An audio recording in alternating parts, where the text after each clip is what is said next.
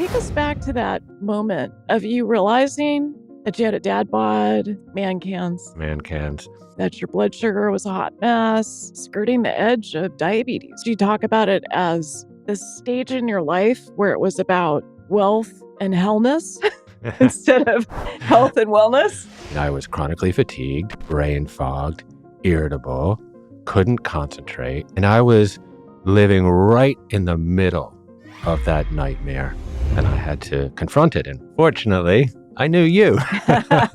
What do we need to get out of this mess that we're in? If I could boil down health to one singular concept, it would be this: balance. Balance is the signature of health across really all systems. Diseases are generally manifestations of imbalances. But the good news is that we have more agency than we ever thought to address those imbalances. And this is what I really want people to understand, is that change is possible. You make this very concise statement in your book, Good Stress. Chronic disease is the result of chronic ease. The problem is we've denuded our lives and culture from stress, and now we actually have to deliberately self-impose it. The cortisol-melatonin relationship was all yang and no yin. And that's what we are. We've been yanged. We've been yanged. We've been yanged. This is part of what I love about your book, Jeff, because you've got so many practical tips that allow us to bring more good stress into our lives. Jeff Krasno, I am so happy to have you here on Treated. Oh, thanks for having me, Sarah. You know how much I love being with you. Thanks.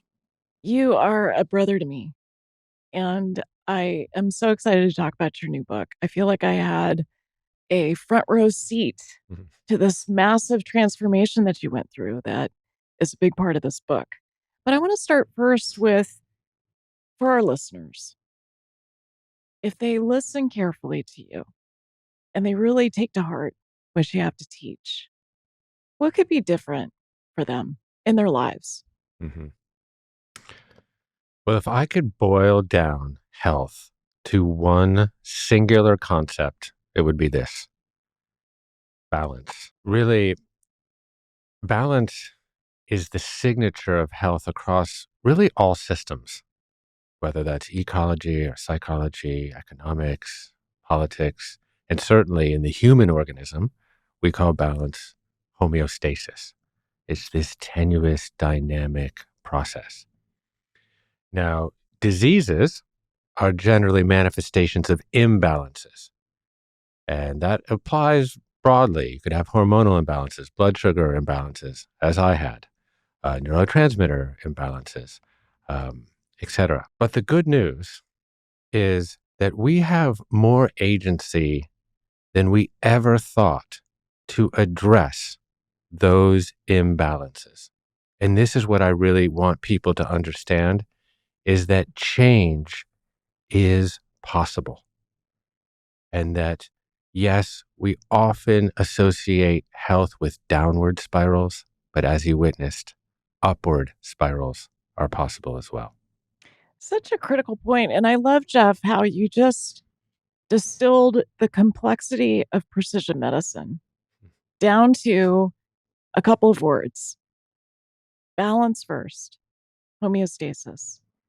And a big part of the work that I do as a physician is taking people in a state of health who start to become out of balance for various reasons, usually the genes, working with the environment, to a state of pre-disease, which you add. And then unless those issues are addressed, they might progress to a disease state, a chronic disease state, where the homeostasis is different and it's harder to reverse. The better time to intervene is in the pre-disease state. So we're talking here, of course, about some of the blood sugar changes that you had.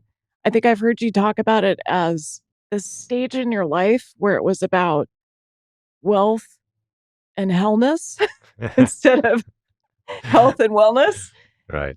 And take us back to that moment of you realizing that you had a dad bod, that your blood sugar was a hot mess, that you, we talk about it as prediabetes, but you were kind of skirting the edge of diabetes, really.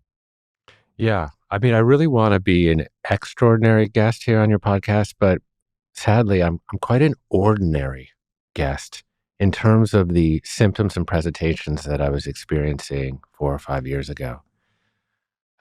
So yes, dad bod, right? I was a father figure, and I also had one, sadly. Yes, that extra layer, that inner tube of adiposity around the middle, the gynecomastia that my children love to remind me of. Your audience is aware of clinical terms, so I don't necessarily have to point to the boobs of man, but for clarification, Man cans. man cans. But really more of the kind of the subjective experience of being alive really sucked. I mean, I was chronically fatigued, brain fogged, irritable, couldn't concentrate, felt the need to check my phone every 2 seconds. I see it over there. But these symptoms, these presentations are so common. They're so anodyne that we just essentially write them off as artifacts of being alive in the modern age. But they are just upstream, just barely upstream from what we label chronic diseases. Now, of course, I didn't know that at that juncture.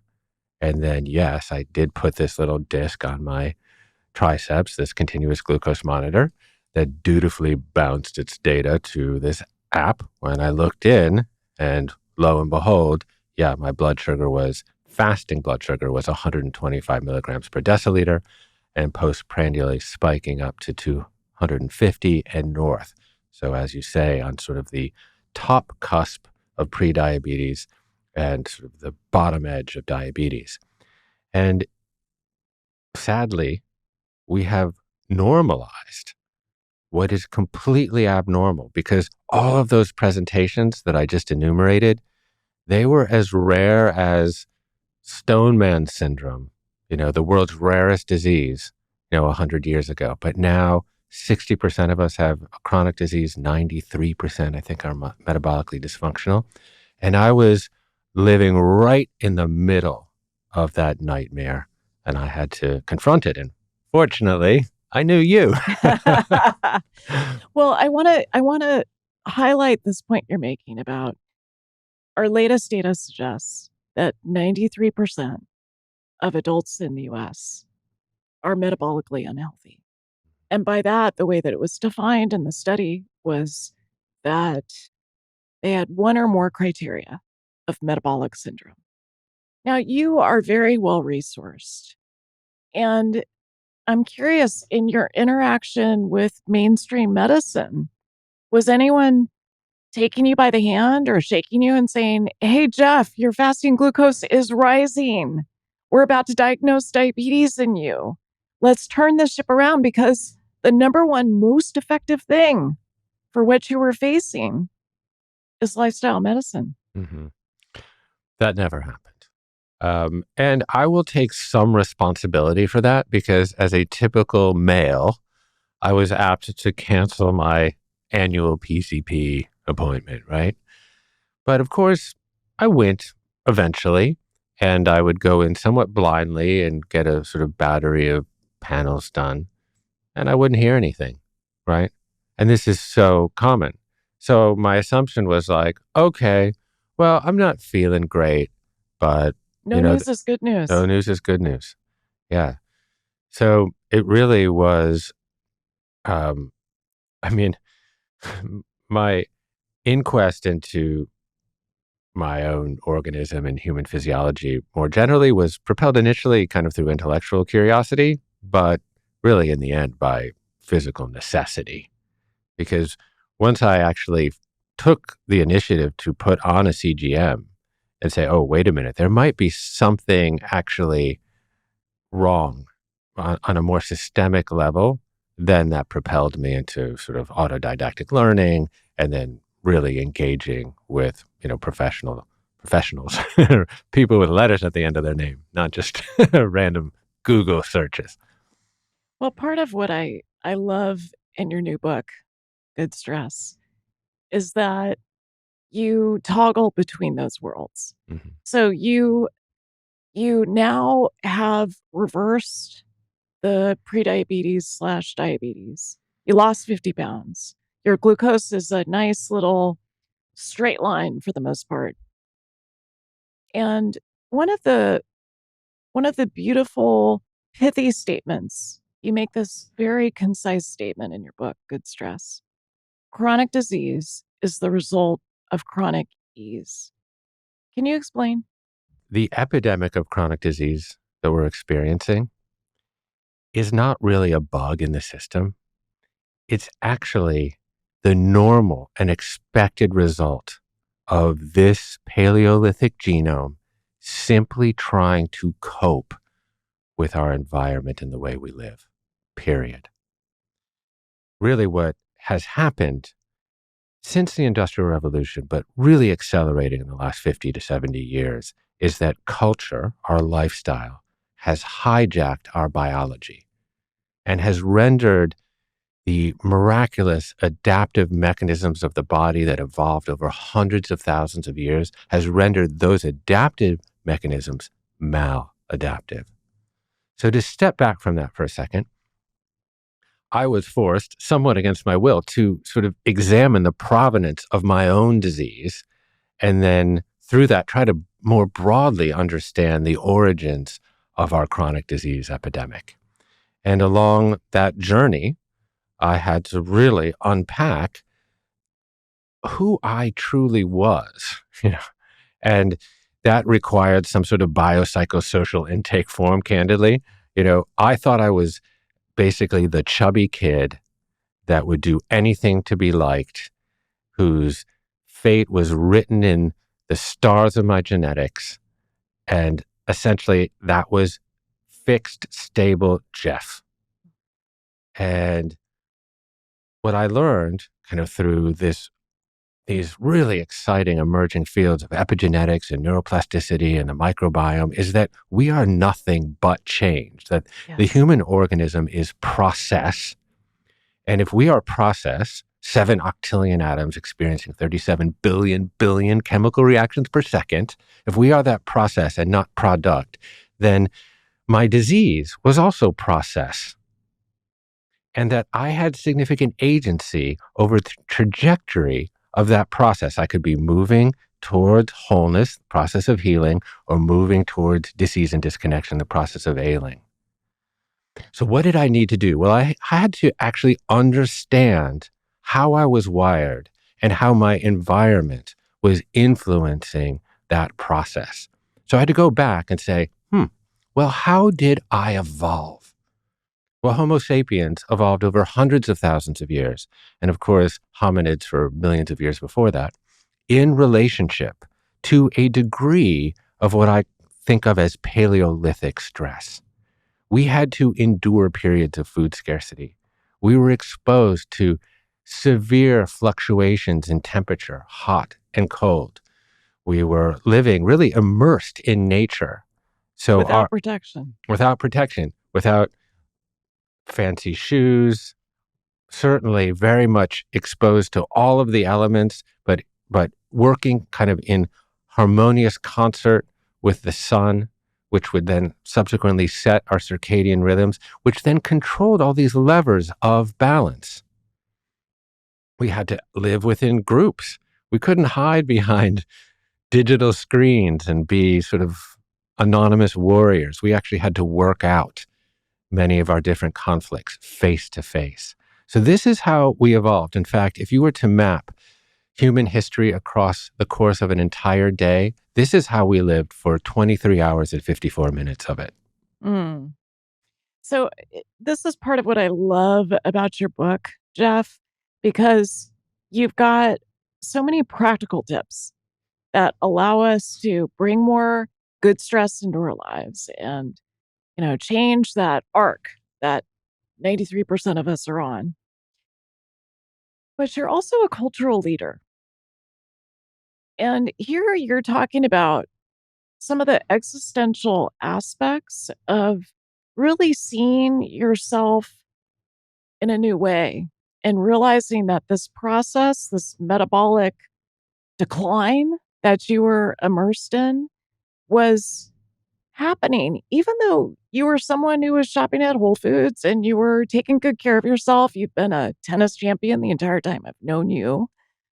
And even though you have those wellness metrics, when you look under the hood, there still was this major problem that then maps to, as you say, 9 of the 10 top killers of Americans, which are cardiometabolic problems. Mm-hmm. So this existential piece, I just want to say a couple things about that. And one of the people I've learned the most about this from is George Slavich at UCLA, where he talks about how we think of ourselves as these stable beings. You know, Jeff Krasno, Sara Szal, Skylar Grant. But the truth is, we're just these entropic collection of atoms and molecules that are constantly changing in response to the people that we're around. That's social genomics. In response to the environment that we're exposed to. And then, as you described so beautifully, we've got this genome that developed on the savannah that is so mismatched with what we're experiencing today. So hats off to you. Now, as a cultural leader, where do you want to lead us? What do we need to get out of this mess that we're in? Yeah. Well, thank you for saying all of that. I mean, we have become so accustomed, and I look at myself in the mirror in this respect, to lives of convenience and ease, right? And like you say, that's leading to a lot of inconvenient truths and a lot of dis-ease. And I think it's becoming clear on what is the actual life of ease that we're looking for. Are we really, really looking for, I'm going to snuggle up on the couch in a 72-degree thermoneutral environment, you know, with my pint of Chubby Hubby and stream Netflix all night? I mean, that's delicious from time to time. And I happily do that with you sometime. And we maybe have. But that's not really the life of ease that we're looking for. You know, we know the real life of ease that we want. We want that life of ease where we feel completely connected, like you and I are right now. I am right here with my full passionate self right now with you. My sense of linear time is completely gone. I am fully aware of my body and space. Like, this is the ease that we truly want. That is the signature or the imprimatur of collective enterprise or of creative endeavor, or sometimes we glimpse it in sports as flow state. This is the real ease. We taste it when we actually pick that tomato from our backyard garden. It's not there in that ethylene gassed tomato from Stop and Shop or wherever. But we know that that vibrant, juicy, sweet, wonderful backyard tomato was the product of a degree of inconvenience, right? We had to tend that soil. We had to plant the seed. We had to prune the leaves just right and water it in the appropriate ways and get enough sun. And that produced something so delicious. And this is the kind of broader message that I want to get to people around their physiology, but also their psychology and the way that they interact with the world and their relationships, is that playing with the edges of your discomfort has so many benefits. Doing these hard things also makes other hard things easier. And yes, fasting, certainly. Jumping into an ice plunge, yes. Making yourself deliberately hot, for sure. Lifting heavy things, of course. But also having really like hard, thorny, stressful conversations with the people that we love and even the people that we disagree with. And so it's pushing the edges of our comfort zones. And, you know, we talked about homeostasis. And yes, the body is miraculously engineered for homeostasis. We see it everywhere, right? pH balance, hormonal balance across a circadian rhythm, glucose, blood glucose balance, neurotransmitter balance. Essentially, when we're swimming with the river's current, boy, the body is pretty good at balance. You cannot knock it off its pH balance. It's very hard to do, right? Right. And ironically, though, the body is better at bouncing back to the warm porridge, to the Goldilocks zone, the more that you push the edges of your comfort zone. So when you think about yes, there's pleiotropic, I learned that word from you, benefits, salubrious, pleiotropic benefits, learned all those words from you, to making yourself deliberately hot. Yes, it's got, cardiovascular benefits and, oh God, it activates the production of all these wonderful proteins, heat shock proteins. They maintain the functionality of other proteins, and BDNF, that, brain-derived neurotrophic factor that maintains neural function and seems to actually grow new neurons, all these wonderful things that we can talk about. But actually, it is an adaptive response to stress when you get hot, because what do? Well, you're baked into your physiology is the ability to sweat. You move yourself back to 98.6 or thereabouts. The same thing with cold, thermogenesis. You can heat yourself back up. You hold your breath for quite a while. What happens? Well, you have some degree of hypoxia and some degree of hypercapnia. But your body responds to that too. There's these wonderful little chemoreceptors by your carotid arteries that say, oh, whoa, we have an overabundance of CO2 and not quite enough oxygen. So what are we going to do? We're going to make EPO, which then stimulates the production of more red blood cells, which is these couriers for more oxygen to your mitochondria. And your mitochondria become more efficient at making energy to keep you warm and alive when there's a little bit of oxygen deprivation. So we can, when we study the body, we see everywhere these adaptive responses to stress. The problem is we've denuded our lives and culture from stress, and now we actually have to deliberately self-impose it. It's counterintuitive. Yeah. It's a radical concept. And it's what I want our listeners, if there's one takeaway, I want them to really understand that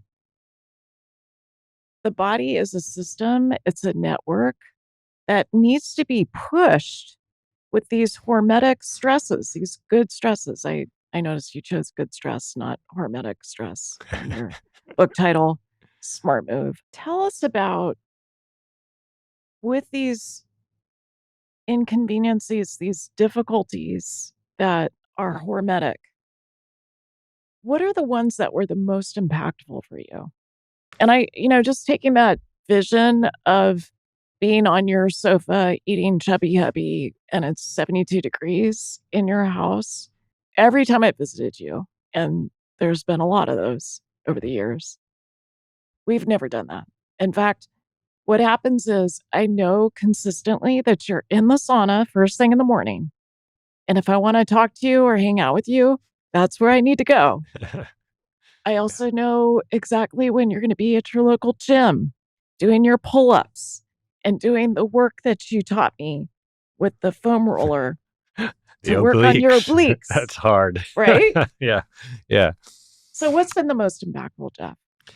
Yeah. So kind of early on when I was facing, the looking over the precipice, I had to be, in the early days, quite fundamentalist about my approach. Now I can kind of play with the edges, right? Because I have some metabolic flexibility and I've set a good baseline. But there are a couple of protocols that were central to A, a lot of weight loss, and B, a lot of blood sugar management. And of course, they're related, right? So first off, quite simply, an intermittent fasting protocol was central to me. Of course, as a culture, we're consuming food 16, 17, 18 hours per day, quite often. I often tell the story of going to a Denny's and seeing now there's 4 meals per day, breakfast all day, lunch, dinner, and late night.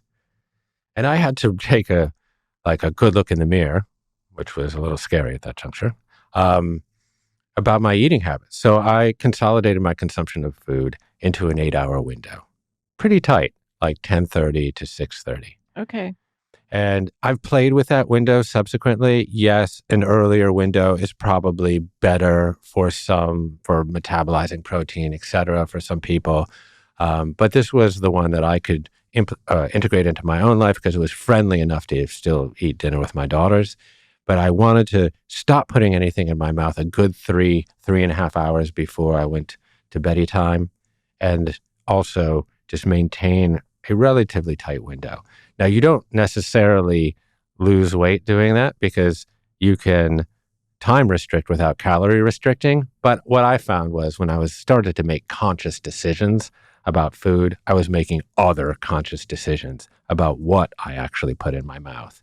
So intermittent fasting protocol.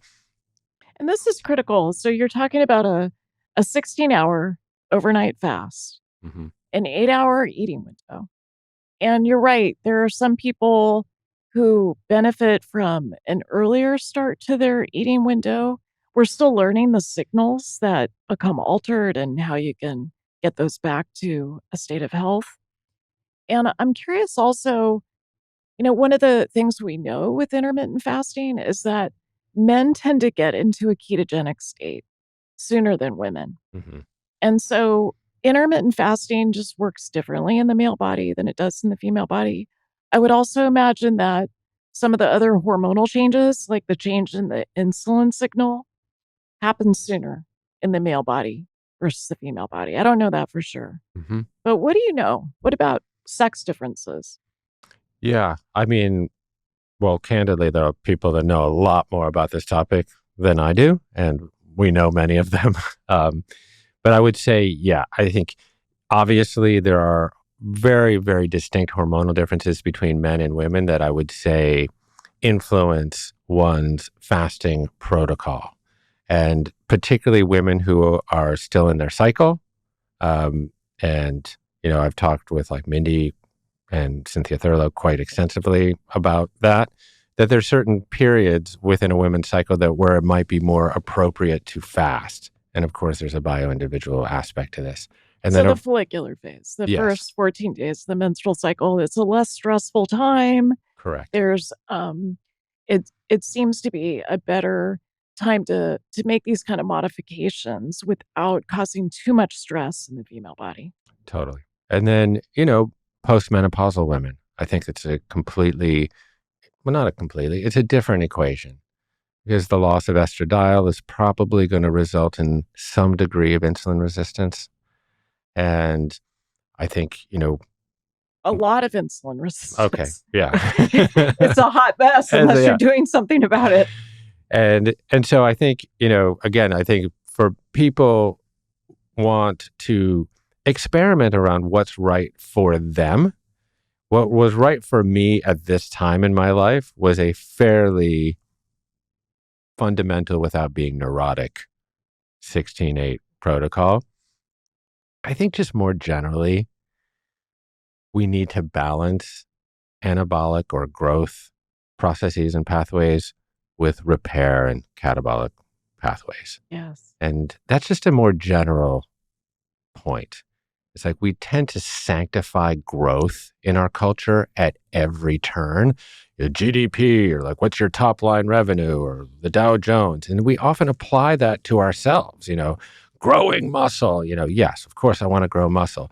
But there is also a place for restoration and repair. And then we can pin that to particular pathways in the body. Like, for example, the activation of this AMP kinase pathway, right? That promotes cellular cleanup, autophagy, et cetera, versus mTOR, which is like an anabolic pathway that promotes a lot of growth.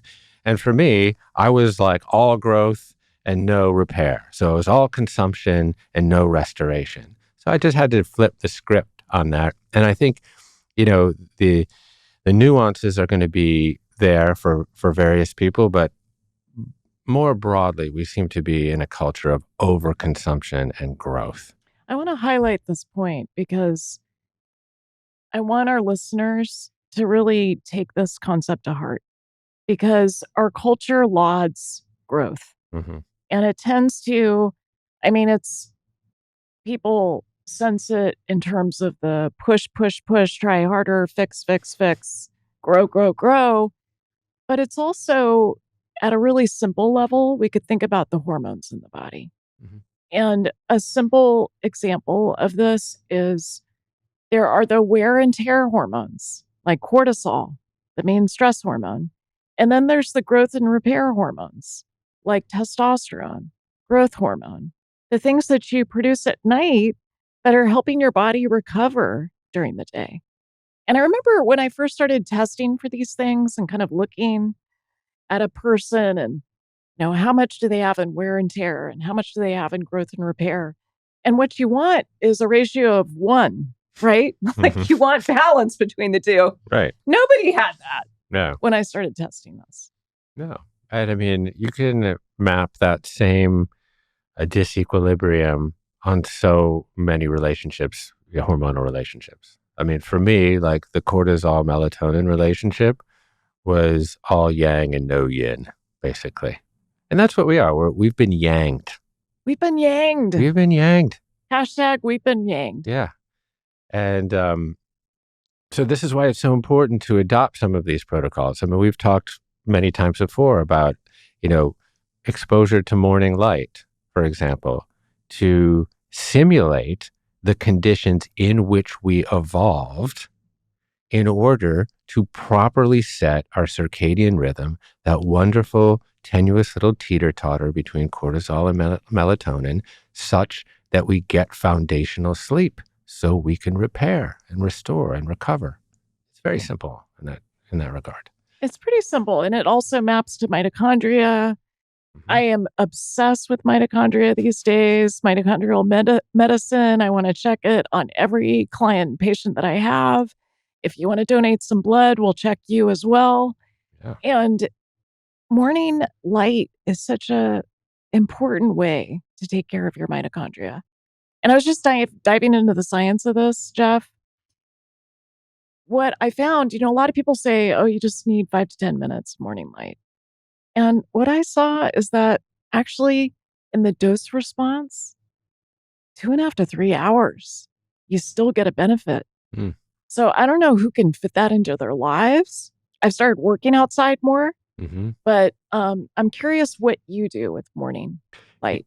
Yeah, well, I have a very prescribed morning regimen, as you've seen firsthand. Yes. And I apologize for that. No. I'm not always fully clothed. You're leading the way. You're leading the way. And Skylar approves. Yes. It's a very platonic situation. Yeah, I mean, I get up early. I get outside. Well, Skylar doesn't believe in central heating, which Skylar's Jeff's wife, by the way. Yeah, you'll get a taste of her at some point. Yes. And so it's often the hardest part of the day. It starts with a good stress, right? And not one that I've chosen, is actually getting out of bed because the house is bone cold. But I get out, I go make generally like a nice little espresso or a hot tea. I get outside, I turn the sauna on, and I basically I wouldn't even call it meditation because it's too rickety to be meditation. I just observe the natural environment. And through that process, I also know, depending on the brightness of the day, because I think lux matters in this equation. It does. But I am getting that certain strand of the electromagnetic wave spectrum called blue light, which is around 480 nanometers, more or less, from the superior field up here in the sky into the inferior part of my retina, where these wonderful sensory neurons are, that then start this cascade, suprachiasmatic nucleus, the pineal gland, et cetera, to produce melatonin 12 to 14 hours later to induce a sense of grogginess, right? That's how, from a very Newtonian perspective, that's sort of how it works. But it's also a wonderful time for me just to reflect and be quite peaceful and set my kind of positive intentions for the day, remember to try to have fun, and then I hop in and bake myself for 20 to 30 minutes and then face the ice. The ice. And that, happens quite early in the morning, but it, propels me off generally on a happy and productive path. That's beautiful. And you have at home, you have a beautiful wife. You guys have been together since childhood. You have 3 daughters, and one is away at college, the other 2 are still at home. How do you fit these good stresses in while also being a family man? Hmm. Like, what are some of the tensions and challenges? Yeah, well, you have to adjust your schedule. I mean, there's metabolic flexibility, right? Then there's schedule flexibility. You have to apply flexibility, whether it's in your tendons and ligaments or in, your Cognition. cognition or your schedule equally. And so, you can't get orthorexic about your schedule, right? Um, I think you just tagged me. Fair enough. But so, for example, like that fasting protocol, like I know that probably the more optimal window would be like slightly earlier, maybe a 9 to 5, but then I'd never see my kids at night. Right. That sucks. And family meals are really important. Yeah. I mean, social connection. I mean, number one determinant of health and happiness, probably. So, Yeah, I want to highlight this point too, Jeff, because a lot of people who reverse a chronic disease like you did, and you did it so gloriously, there's a way that it can become kind of all about the person mm, in isolation. Like, I did this to my mitochondria and I got my fasting glucose down to 75, and my mean glucose now is 92 with a standard deviation of 12. And I now have a biological age that's 10 years younger. But really, what's in your book and what's in the way that you live your life is what I think of more as social longevity. mm, So it's not this bro based, let me show you how much I'm rucking, but it's much more about the role of connection, the role of community, how critical those are. 100%. I mean, I'm not the bro science fleece vested dude that wants to live forever and, talks endlessly about escape velocity. I have great admiration for those who do. But I don't see my wellness as an individual quest.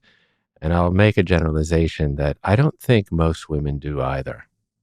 And of course, I'm not a woman in this particular state, but I see that women tend to see their health span and lifespan within the matrix of connection more than men do.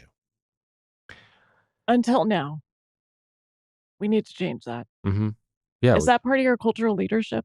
I think so. Yeah. I mean, I live within an estrogen footprint, right? That I lovingly dub it that.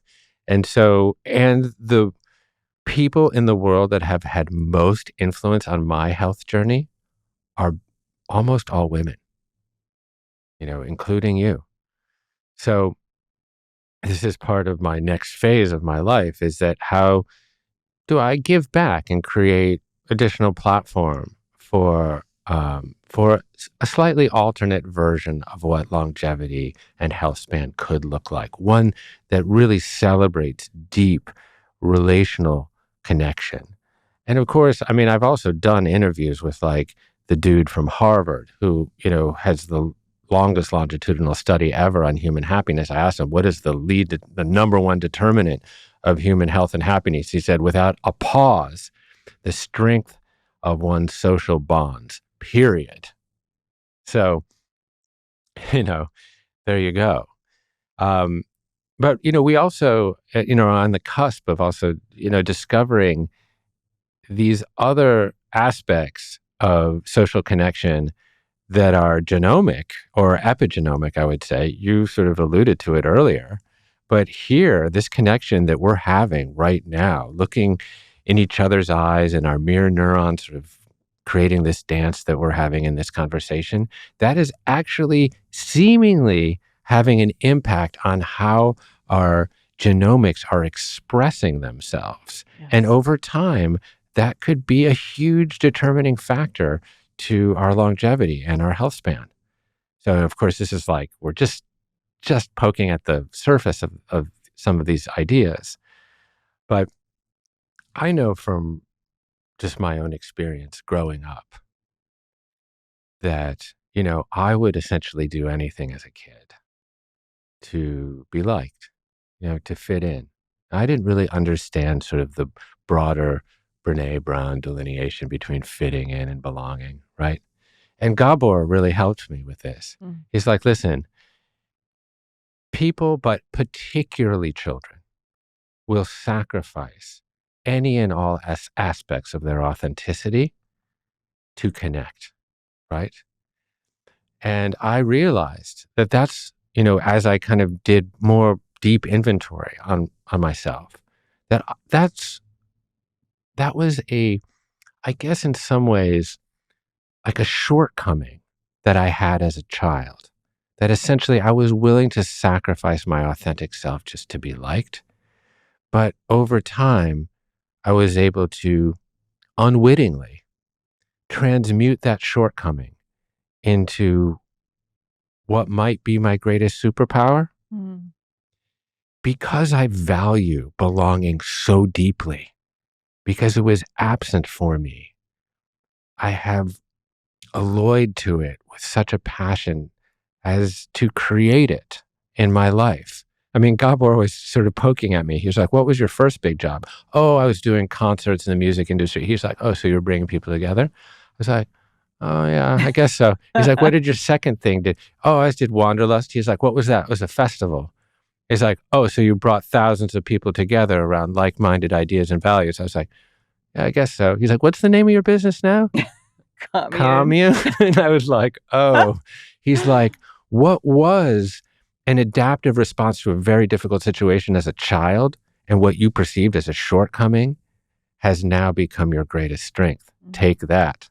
And I was like, I will. This is very tender, Jeff. It's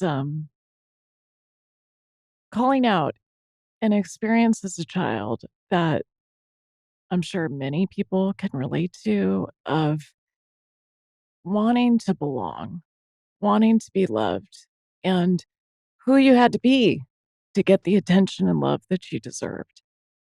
And for you, that part of it was sacrificing your own authenticity. Can you so I feel like you laid out so beautifully how it led to your career and to post-traumatic growth in the best possible sense. If we go back to Jeff with the dad bod Mm-hmm. and the gynecomastia and the fasting glucose of 125, can you map those for me? Because I mean, I can tell you, I know you know this too, that adverse childhood experiences connect directly to a higher risk of diabetes. They change your blood sugar. Adverse childhood experiences, a score of 1 or higher, maps to 45 different chronic diseases. So when you think about that precious guy who saw himself with the prediabetes and the dad bod, how do you then map it to what you experienced as a kid and where you are now? Well, they say what you can measure, you can improve. I have a lot of things on my body that allow me to measure things, Yes. right? I have a Whoop, I have an R ring, I have a CGM, probably have some other things. And that's important. I like empirical data. I can't really measure how much I love myself, Mhm. but I will tell you that I have much more compassion for that little kid now. And I feel that that work that I did on myself was just as important to my physiological health as fasting and cold plunging. Again, like I don't have the data to show that, but I can tell you by dint of my own personal experience that loving oneself is absolutely central to physical and psychological health. And candidly, you can't really love thy neighbor until you love yourself. I think about, that work of building community. And there's that golden rule that sort of sits behind every spiritual tradition. Love thy neighbor as thyself. We generally think about that phrase within kind of through the lens of giving something to other people. But in order to actually fulfill that equation of loving thy neighbor as thyself, you have to love yourself. And, it's not simple, particularly, again, in today's environment, because we all live within this pernicious attention or persuasion economy, right? Where we're essentially, you don't have to turn your head 1 inch to see images of false perfection that essentially make you feel deficient in some manner, that make you compare, that trigger some human negativity bias in you in which you project your unfulfilled potential on the world. So in order to conquer that, you have to build a certain amount of awareness. And that comes through practices, the practices of meditation, the practices of breath work, stoic practices, building your psychological immune system, building your ability to come back to emotional center. So yeah, these are the things that are not as easily addressed in sort of the world of biohacking, I guess I would say, but they are central to living a long and happy life. Beautifully stated. You started by talking about we don't have a measure for self-love. And, it felt like you threw down a challenge. So Yeah. can we riff a little bit on what are some of the proxies for you? Like you wear an Oura ring. Are there some measures on the Oura ring or the Whoop that indicate that you're loving yourself? I mean, sure. I think if you're getting better foundational sleep, that probably means that you're not up all night brooding over some rejoinder about someone who insulted you on Instagram and like holding that little ember of resentment. I'm going to wake up and I'm going to throw it back at that person. And of course, what's the moral of that story? All night, you're getting burned, right? So whatever. Yeah, that's a decent proxy. If I got some decent foundational sleep, that probably means that I'm at some level of peace with myself.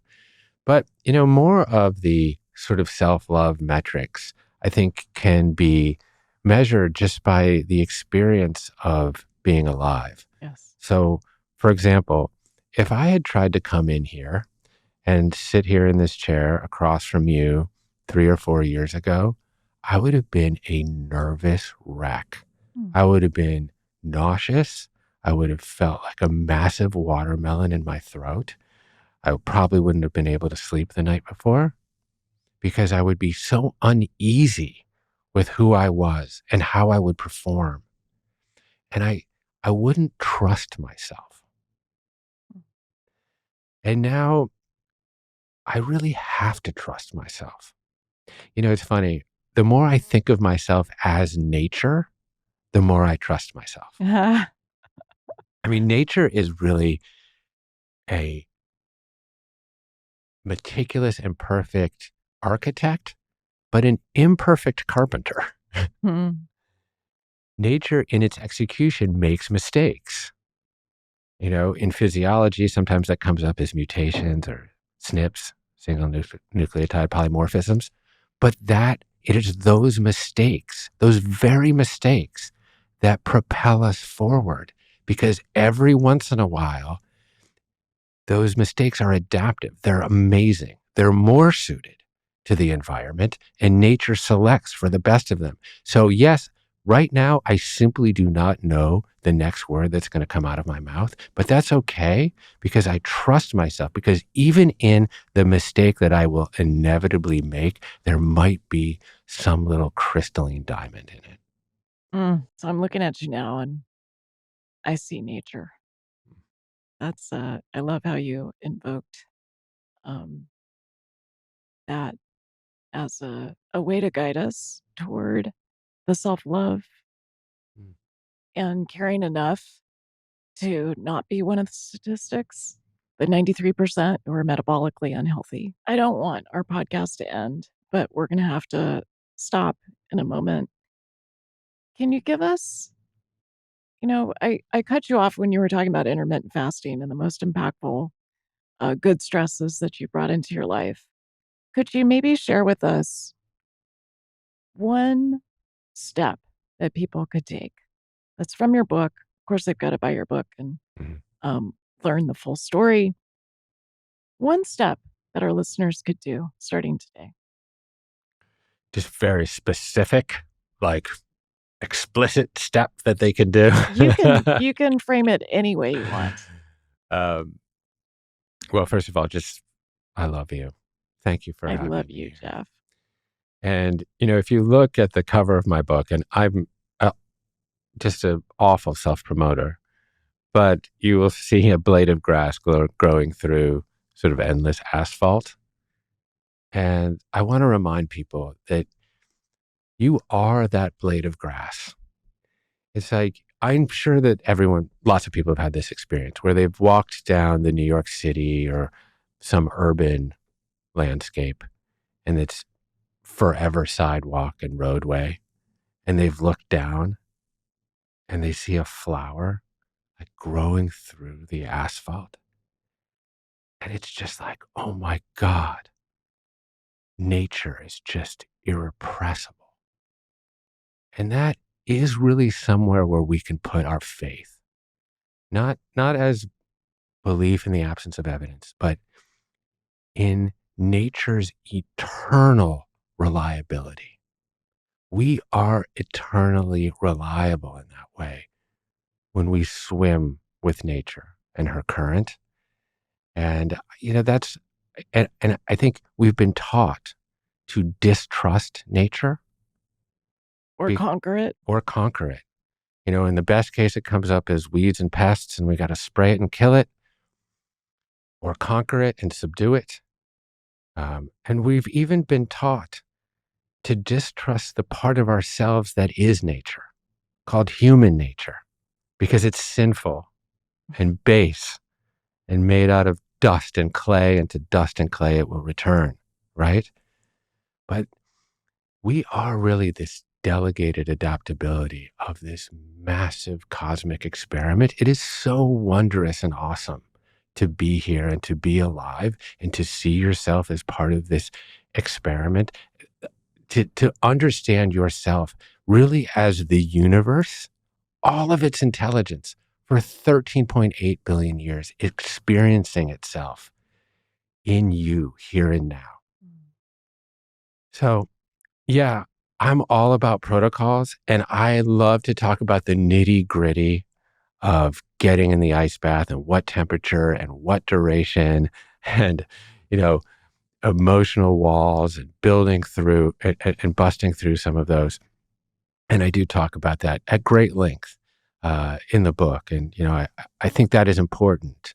People want to know what to do, but I also equally stress knowing the why and having a sense for your body. You're a miraculous organism as part of nature, and having a sort of broader philosophy about what well-being truly is. Mm. Nature understands good stress. Mm-hmm. It's what I feel, Jeff, is our listeners understand today why it is that I want to grow old with you and Skylar. We're in the second half of life together. We're um in many ways better than ever. And it's a really hopeful message, especially for people who are younger, that If you take these principles to heart, the good stress, understanding how our genomics are out of step with our environment, and you take the time to really ponder, like, what are the bridges that you can build as you've done, as Mhm. you've modeled for us. And you've also taken the protocols, the information that people need, and you put it together with such a poetic way of living in the world and noticing and describing some of these challenges that you've faced. So I want to thank you for this incredible book, Good Mm. Stress, and thank you for being on Treated today with me. Thank you, Sarah.